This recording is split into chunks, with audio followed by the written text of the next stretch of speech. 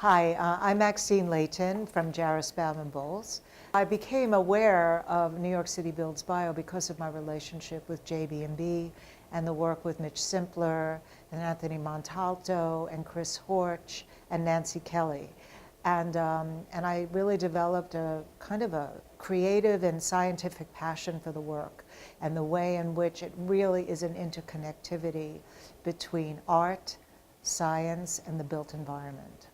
I believe New York City Builds Bio Plus is going to be a foundational incubator and knowledge base for education and communication between a very diverse constituent within the biology, science, and real estate.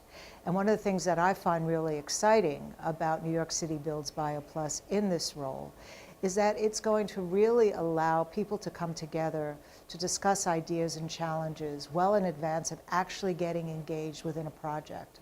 Because some of the most successful projects for the built environment are those where you really have a collaborative base between all the professionals, and you really have a time to think ahead and to have an early start and to really work collaboratively. And one of the things about New York City Builds Bio Plus is that the foundation of this organization is based on collaboration. Not too different from what the life sciences are, not too different from what real estate is, not too different from what architecture is, and not too different from what engineering is, and not too different from what construction is, and not too different from what the creative process is for all of these wonderful startups that are really breaking new ground. New York City Builds Bio has the opportunity to have a very positive impact, both economically and scientifically, on New York City.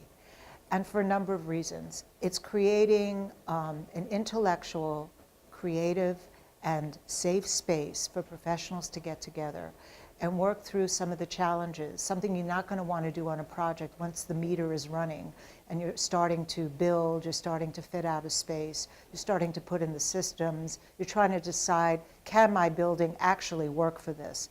So creating that space within New York City Builds Bio Plus can have that positive impact because a lot of the kinks can get worked out. A lot of the ideas can get worked out.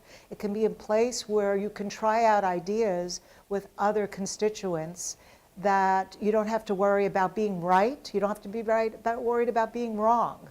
You just have to worry about showing up and bringing your best creative self and technical self to the organization, to the conversation, and see what's developed. I mean, sometimes the most extraordinary ideas come out from the most simple and benign situations over a conversation with coffee and sitting in a Starbucks or just talking on the phone or through a series of texts.